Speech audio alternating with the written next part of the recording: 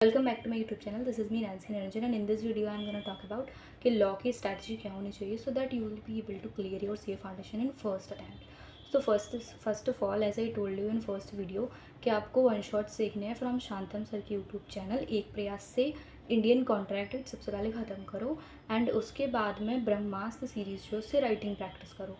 तो one shot और writing practice and साथ साथ में आपकी जो मॉड्यूल है उससे मतलब आपको रीडिंग लगानी है डेली बेसिस पे. मतलब इतना बना लो कि आपको रीड करना ही है, इतने इतने चैप्टर्स, इतने इतने पेजेस, इसके अकॉर्डिंग बना लो.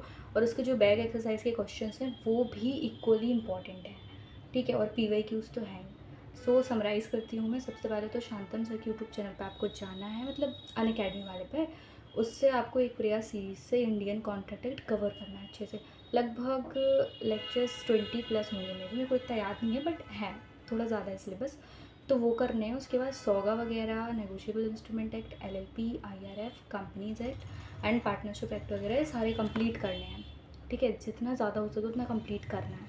उसके बाद आपको राइटिंग प्रैक्टिस करनी है. थर्ड स्टेप मॉड्यूल भी पढ़ना है साथ साथ में. And fourth PYQ. अभी मैं आपको दिखाऊंगी कि मैं अपनी लॉ की जो बुक है उसमें कैसे पढ़ती थी और उसमें क्या क्या चीज़ें इंपॉर्टेंट हैं. तो उस पर चलते हैं. ओके, तो ये मॉड्यूल है मेरा. मैं इसमें ही सब कुछ लिख लेती थी. तो देखते हैं. सबसे पहले इंडियन कॉन्ट्रैक्ट है जिसमें इतने नंबर्स के क्वेश्चंस आते हैं. ये उनका पैटर्न रहता है और ये फर्स्ट वाले क्वेश्चन में आपको ज़रूर मिलेगा.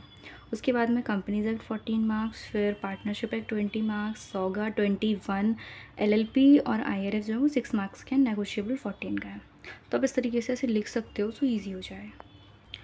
नाउ अब बात कर लेते हैं कि मैंने कैसे अपने बुक में किया था अच्छे से, सो दैट मेरे को ईजी पड़ा था. मैंने नोट्स नहीं बनाए थे ज़्यादा, मैंने तो पूरा बुक से किया था. One shot book and writing practice.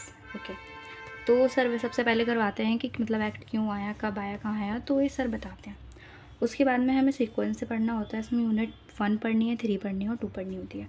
तो इस तरीके से आप लिख सकते हो. क्वेश्चंस कैसे आते हैं वो भी बताया.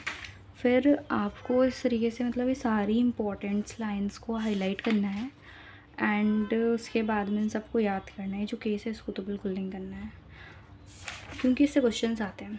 ये सारी चीज़ें इस तरीके से आप इंपॉर्टेंट मार्क कर सकते हो. और ये तो शॉर्ट ट्रिक के लिए बना लिया था मैंने, है ना. इस तरीके से कर सकते हो पूरा. मतलब समझ लो कि पूरी बुक ही करनी पड़ेगी. बैक एक्सरसाइज के क्वेश्चंस बहुत इंपॉर्टेंट होता है. और ये जो MCQs होते हैं you can solve so that you will be able to understand the concept. And descriptive question तो राइटिंग प्रैक्टिस के लिए होता है. फिर जैसे ये ऐसा फ्लो चार्ट वगैरह हैं तो आप इसको पूरे को हाईलाइट करोगे ऐसे और फिर पढ़ोगे. पढ़ते पढ़ते ही सबको हाईलाइट करना पड़ेगा, ईजी रहता है ना.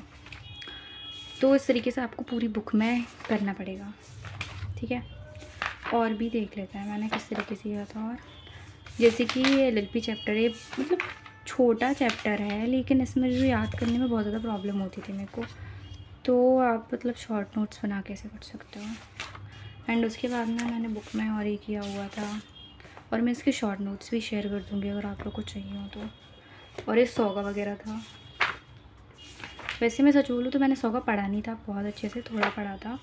बट आई सजेस्ट यू कि भाई पूरा करके जाओ. यू नेवर नो कि पेपर कैसा आएगा. तो ये हाईलाइट करना बुक में ही करो. आप नोट्स बनाओगे बहुत टाइम जाएगा. मैं दिखाती हूँ आप लोग को अपने नोट्स जो मैंने बनाए थे बट वो मेरे बिल्कुल काम नहीं आए क्योंकि सारा बुक की लाइन ही हमें लिखनी होती है उसमें. तो वो हमारे काम नहीं आते हैं क्योंकि बुक की लाइन लिखनी होती है. तो ये मेरे नोट्स है. ये मेरे नोट्स है जो मैंने बहुत पहले बनाए थे लेकिन फिर मेरे को रियलाइज़ हुआ कि इससे बेटर है लिखने से, फिर याद करने से बेटर है कि मैं बुक में ही कर लूँ क्योंकि इसमें रिवीजन करने बहुत टाइम लगता था और मेरे पे इतना टाइम था नहीं कॉलेज के एग्ज़ाम्स के बाद.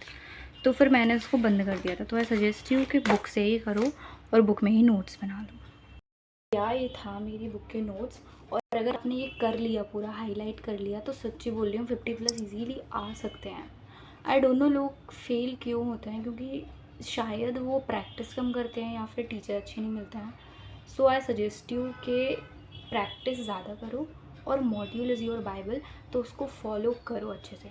और अगर आप लोगों को नोट्स चाहिए जो मैंने लिखे थे, काफ़ी शॉर्ट नोट्स हैं मेरे पास, मतलब क्वेश्चन आंसर्स भी हैं जो आए थे एग्ज़ाम में, ठीक है.